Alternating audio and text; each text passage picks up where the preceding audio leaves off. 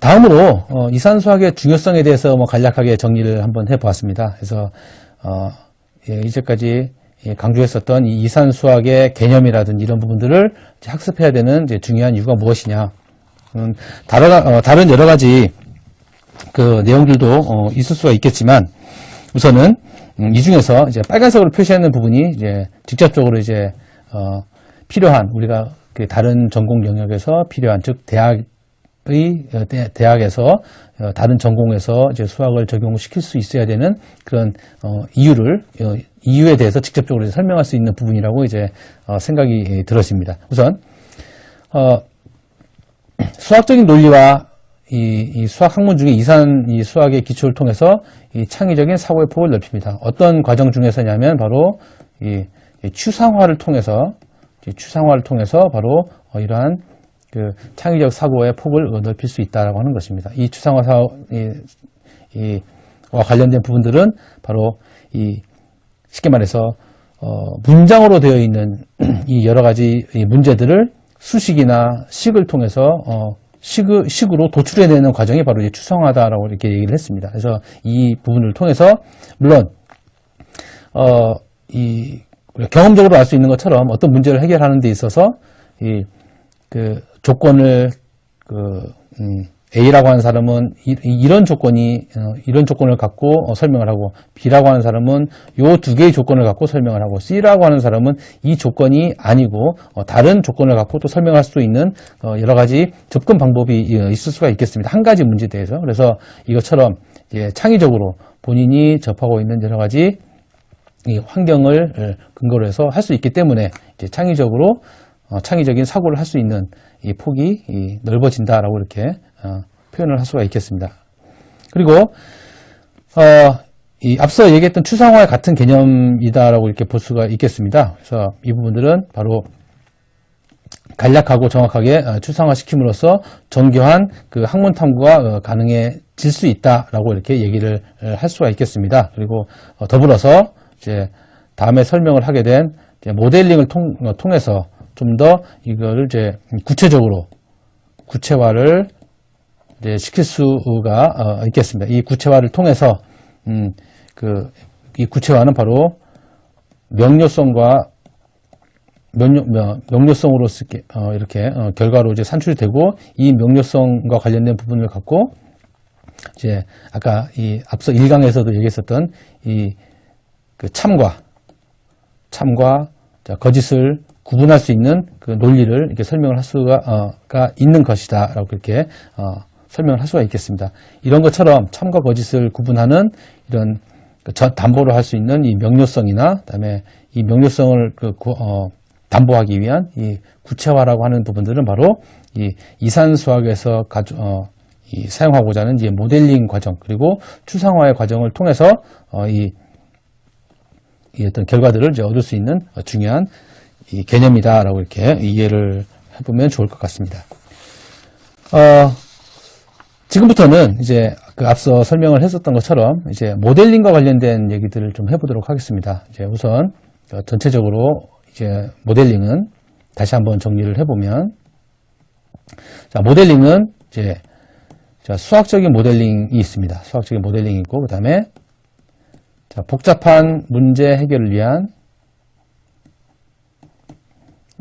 모델링 이 두 종류가 있게 되겠습니다. 그래서 이 부분을 이해하는 데는 사실은 그 학문적인 여러 가지 지식들이 많이 필요한 과정이기 때문에 이번 시간에서는 주로 개념이라든지 그다음에 관점과 관련된 그 좀 일반적인 내용을 갖고 이제 설명을 하도록 하겠습니다. 우선 이 수학적 모델링, 그 모델링의 첫 번째 수학적 모델링에 대한 이제 그 다이어그램은 다음과 같습니다. 우선 주어진 문제에 대해서 이제 상황과 배경을 잘 파악을 하고 이 모든 이 상황, A라고 하는 상황, B라고 하는 상황, C라고 하는 상황을 우리가 알고 있는 수학적인 구조인 그 방정식이라든지 함수나 또는 관계 또는 표 또는 그래프가 함수이긴 하지만 이러한 내용들로 서로 이제 매핑을 시켜주는 그 작업이 바로 필요하겠습니다. 이 부분이 바로 추상화 작업이다라고도 이렇게 추상화 작업이다라고 이렇게 확대 해석을 할 수가 있겠습니다. 그리고 이 수학적 구조로서 이제 나타내어지는 이 모델링 과정 중에 바로 수학적인 기초 개념이 기반이 되는 상태가 되겠습니다. 그래서 공리, 이건 이제 굳이 우리가 증명을 하지 않아도 그 자연스럽게 받아들여지는 어떤 그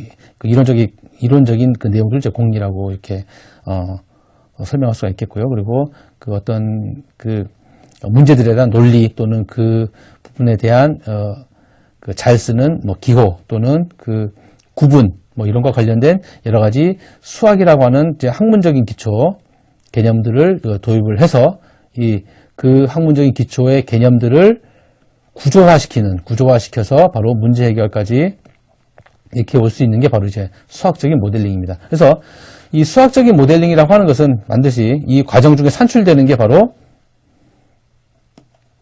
대표적으로 방정식이 있겠습니다. 이 방정식을 어떻게든지 끌어내서 이 문제들을 문제를 해결해 나가는 게 바로 이제 수학적인 그 모델링이다라고 이렇게 그 이해를 해보면 좋겠습니다. 물론 이 방정식은 간단할 수도 있고 복잡할 수도 있게 되겠습니다. 간단한 것은 우리가 실제로 초등학교나 중학교나 고등학교를 통해서 여러 가지 방정식과 관련된 부분들을 단순히 학문적인 관점에 대해서 여러 가지 그 접근을 했고, 그다음에 그 해결도 해왔습니다. 그리고 답을 얻어내는 게 이제 방정식의 해를 구하는 것이죠.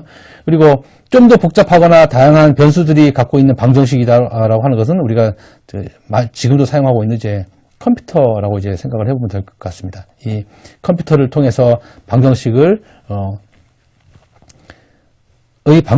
이제 답을 찾아내서 그 문제를 해결하는 것입니다. 그래서 이 수학적 모델링은 이제 방정식을 만들어내고 그 방정식의 답을 찾음으로써 문제를 해결하는 게 바로 이제 수학적인 모델링이다라고 이렇게 설명을 할 수가 있겠습니다.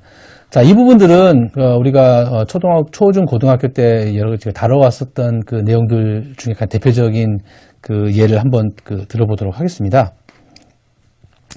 뭐 예를 들어서 윤아가 친구들과 어울려서 회식을 하려고 한다. 뭐 예산은 얼마가 있다. 그리고 뭐 안주는 얼마고 뭐 막걸리는 얼마다. 이렇게 해서 최종적으로 그 예산에 맞게끔 어떻게 주문해야 할까요? 라고 하는 이런 문제들이 주어졌다면 이 문제들을 이제 바로 이제 추상화를 하게 되는 것이죠. 추상화를 통해서 이제 모델링을 하게 되는 것이죠. 이 추상화 과정이 바로 요 과정, 이 하나씩 x1을 이 파전이라고 하고, 그다음에 x2를 여기서는 이제 동동주가 되겠네요. 예, 동동주라고 하고, 자, 이렇게 정의해 내리는 게 바로 추상화입니다. x1은 무엇이다? 파전이다.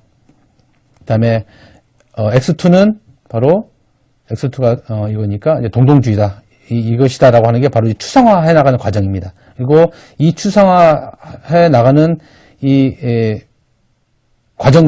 과정의 다음 단계로서 그러면 이 추상화되어 있는 여러 가지들을 갖고 관계, 즉 곱하거나 또는 더하거나 또는 나눠주는 경우도 있을 수가 있겠죠. 그리고 요 방정식에 대해서 최종적으로 논리적으로 5만 원이 되느냐 안 되느냐, 5만 원이 넘느냐 안 되느냐, 이걸 나타내는 게 바로 이제 그러니까 이 참과 거짓을 말하는 것이죠. 그리고 여기서 나타내는 이 이퀄이라고 하는 것은 여기에 있는 방정식과 요 옆에 있는 이 true 진실이냐 거짓이냐라고 하는 것과 같아지는 것을 이제 나타내는 이제 수학적인 기호가 될 것입니다. 자, 이러한 이 방정식을 나타내는 이 방법이 바로 이제 수학적인 모델링의 가장 대표적인 예다라고 이렇게 얘기할 수가 있겠고요. 이거는 어제도 이런 경우가 있었을 것이고 아마 오늘 지금 이 순간에도 이런 경험을 갖고 고민을 해본 적들이 많이 있을 거라고 이제 생각이 들어집니다. 자, 이러한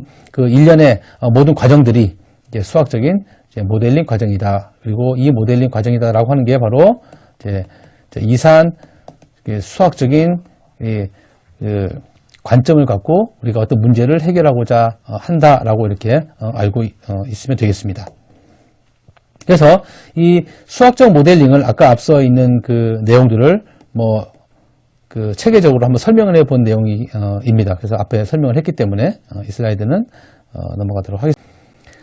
자, 다음은 이제 문제 해결을 위한 모델링이 되겠습니다. 이 문제 해결을 위한 모델링은 수학적으로 이렇게 해결할 수 없는 수학적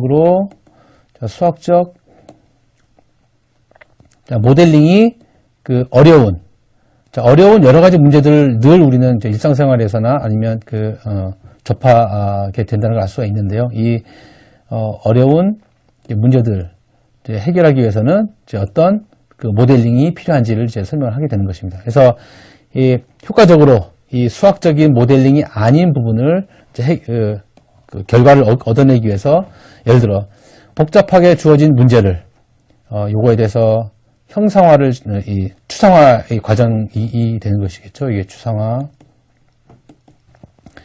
추상화의 과정이 될 것이고요. 그리고 이제 수학적인 모델링을 통해서 수학적인 모델링이 안 될 시인 경우에 대해서 이 문제에 대해서 이제 그 풀이 과정을 다양한 방법으로서 다양한 이제 경우의 수로서 이제 접근을 이제 통해서 이제 그 해결을 해 나가는 것이 바로 이제 문제 해결을 위한 이제 모델링이 되겠습니다. 그래서 정확하게 수학적 모델링이나 이 문제 해결을 위한 모델링은 이제 구분을 지을 수는 없지만 우리가 흔히 생각할 수 있게끔 방정식으로 나타낼 수 없는 부분을 이제 그 문제 해결을 위한 모니터링 과정이다, 모델링 과정이다라고 이렇게 이해를 하면 더 이해가 쉬울 것 같습니다. 그래서 정리해보면 수학적 모델링이라고 하는 것은 이제 방정식을 만들어내는 것이다. 그리고 방정식을 만들 수 없는 모델링 과정이다라고 그러면 이건 문제 해결을 위한 그 모델링이다라고 이렇게 이해를 해보면 좋을 것 같습니다. 그러면 문제 해결을 위한 모델링의 예를 또 간략하게 한번 들어보도록 하겠습니다.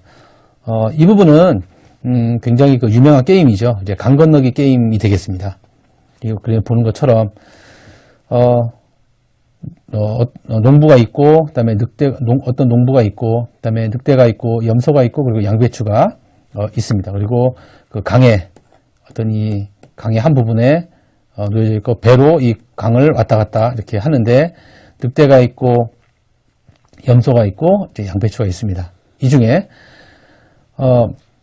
이 조건을 다는 것이죠. 이 조건 중에 혼자 건널 수 있고 또는 그 하나만 선택을 해서 한쪽에서 다른 쪽 기슭으로 왕복할 수 있다라고 하는 이제 조건이 이제 붙게 되겠죠. 이런 조건이 있는 경우일 때 우리가 선택할 수 있는, 그래서 결론적으로 우리가 해결해야 될 부분은 모두가 강을 무사히 건널 수 있는 방법을 이제 찾는 것이죠. 방법 찾기가 바로 이제 그 문제 해결을 위한 그 모델링의 그 예다라고 이렇게 설명을 할 수가 있겠습니다. 그래서 이 부분은 사람과 늑대와 염소와 양배추 문제에 대한 전이 다이어그램이다 물로 표현해 보면 다음과 같습니다. 이 부분은 아까 방정식으로서 표현할 수 없는 부분이다라고 하는 것을 알 수가 있겠습니다. 이거는 여러 가지 조건, 그다음에 여러 가지 환경, 이런 환경 요소들, 결국 이 환경 요소가 다 조건이 될 수가 있겠습니다. 조건이라고 하는 것은 반드시 배는 그 두 개의 물체만 이동할 수 있다. 이런 여러 가지 그 조건이나 환경이 되겠습니다. 그래서 아무튼 이 문제에 대한 그 해결을 하기 위한 이 다이어그램을 여러 가지 이렇게 나타낼 수가 있겠죠. 자, 그러면 이 부분들을 이제 지금부터 추상화하고 형상화를 해 나가야 구체적인 형상화인 모델링을 해 나가야 되겠습니다. 그래서 이 과정을 쭉 이렇게 이런 수식이나 앞서 보여져 있는 그 다이어그램은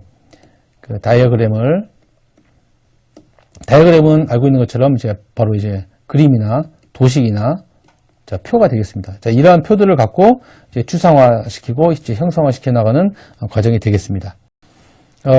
이산수학이다라고 하는 것은 이산수학이다라고 하는 것은 앞서 얘기했었던 것처럼 모든 그 현상들을 추상화할 수 있고 이 부분들을 이제 방정식화 또는 그 다이어그램화 할 수 있는 이 모델링 과정을 통해서 자, 문제를 해결한다 라고 하는 이런 일련의 절차들 때문에 이 이산수학이다라고 하는 것은 여러 가지 이 다른 전공 분야 또는 어떤 문제를 해결하는 데 좋은 도구가 될 수 있겠다라고 이제 생각을 할 수가 있겠습니다. 그래서 이산수학이 이제 다양한 분야에 적용이 될 수가 있겠지만 주로 네트워크 분석이라든지 이때 네트워크라고 하는 것은 단순히 공학적 또는 이제 컴퓨터 공학적인 그 네트워크만을 얘기를 하는 게 아니라 바로 자, 관계를 나타내는 아까 우리 1강에서 얘기했었던 것처럼 이 수학이라고 하는 것은 이제 수리 과학이 한 영역이다라고 했었고 이 관계의 이 과학이다 라고 이제 얘기를 했었습니다. 그래서 아무튼 이 관계를 통해서 나타나는 이 네트워크를 이제 분석을 하는 부분이 바로 이제 이산수학이다라고 이제 설명을 할 수 있겠습니다. 그리고 이 부분들을 각각의 논리적인 방법을 갖고 이제 분석을 해 나가는 여러 가지 분야에도 이제 적용을 할 수가 있겠고요. 그리고 예측을 통할 수 있는 그리고 이 방정식이라든지 또는 이 결과값들은 어떤 예측치를 이제 줄 수가 있기 때문에 통계적 분석에 이제 많이 사용될 수가 있겠습니다. 그리고 다 대표적으로는 아까 이 수학적 모델링에 설명했던 것처럼 이제 방정식을 이제 만들어내는 그런 부분 그리고 여러 가지 이 언어라든지 또는 이 언어하고 이 언어를 설명하고자 하는 구조인 그 문법에 대한 그 이해라든지 그다음에 그 하드웨어의 이해 이거는 이제 주로 이제 공학적인 관점이 되겠습니다. 이 하드웨어라고 하는 것은 그 정기적인 또는 뭐 자기적인 또는 광학적인 또는 뭐 기계적인 또는 뭐 전자공학적인 뭐 모든 부분들을 이제 나타내는 이제 물체 또는 관심이 있는 물건 또는 기기다라고 이렇게 얘기를 해보면 좋을 것 같습니다. 이 부분들에 대해서 서로 우리가 원하는 대로 그 답을 찾기 위해서 그래서 답을 찾는다라고 하는 것은 우리가 원하는 대로 우리가 어떤 기계를 아까 알고리즘에 관계되는 부분을 설명을 많이 안 했지만 어떤 기계를 우리가 원하는 방향 쪽으로 갈 수 있게끔 이제 알고리즘을 만들어내고 그거를 이제 제어하는 그런 부분들을 이제 에서도 이제 이산수학이 이제 적용이 된다라고 하는 것을 이제 알 수가 있겠습니다. 그리고 방금 얘기했던 것처럼 이제 알고리즘 즉 왜 이런 현상이 발현되는지를 알 수 있는 게 바로 알고리즘을 이해하고 이제 분석을 통해서 이 현상은 어떤 알고리즘을 갖고 동작을 한다라고 이렇게 해석을 할 수가 있겠습니다. 꼭 공학적인 부분이 아니라 왜 사회적 현상이 여기에서 이렇게 나타날 수 있었는지를 예측을 할 수 있는 것도 바로 여기에 대한 알고리즘을 우리가 이산수학의 한 그 모델링을 통해서 답을 이제 얻어낸 것이다라고 이렇게 이해를 하면 좋을 것 같습니다. 그래서 이처럼 이산수학과 관련된 이 부분을 수학 분야에서 이제 강조했었던 이유가 바로 아까도 얘기했던 것처럼 결론적으로는 이제 추상화라든지 여러 가지의 문제 해결 능력에 가장 적합한 도구이기 때문에 이산수학을 사용한다라고 이렇게 이해를 해보면 좋을 것 같습니다. 네, 그러면 지금 이제 2강 요약을 간단하게 좀 해보겠습니다. 그래서 그 수학의 여러 분야 중에 이산수학이 무엇인가, 그 이산수학은 어떻게 이루어져 있는지 그 이산수학의 개요에 대해서 살펴봤습니다. 그리고 이 방정식을 로 표현할 수 없었던 부분은 이제 모델링을 통해서 어떤 문제 해결을 할 수 있는 이제 기본이 된다라고 하는 얘기도 했었습니다. 그리고 이산수학은 다양한 분야에서 적용되는 수학의 한 분야이다라고 이제 얘기를 했습니다. 네, 그러면 간략하게나마 이렇게 대학에서 이렇게 우리가 이산수학적인 이 관점 또는 그 개념을 가지고 이 여러 가지 전공에 적용을 하기 위해서는 이산수학의 개념이 필요하다라고 하는 얘기를 이제 지금까지 쭉 했었고요. 제3강에서는 이제 수학의 활용성과 미래에 대해서 좀 더 수학을 포괄적으로 이렇게 적용할 수 있는 범위가 과연 어떤 범위까지가 될 것인가라고 하는 부분에 대해서 계속 이어서 강좌를 진행을 하도록 하겠습니다. 감사합니다.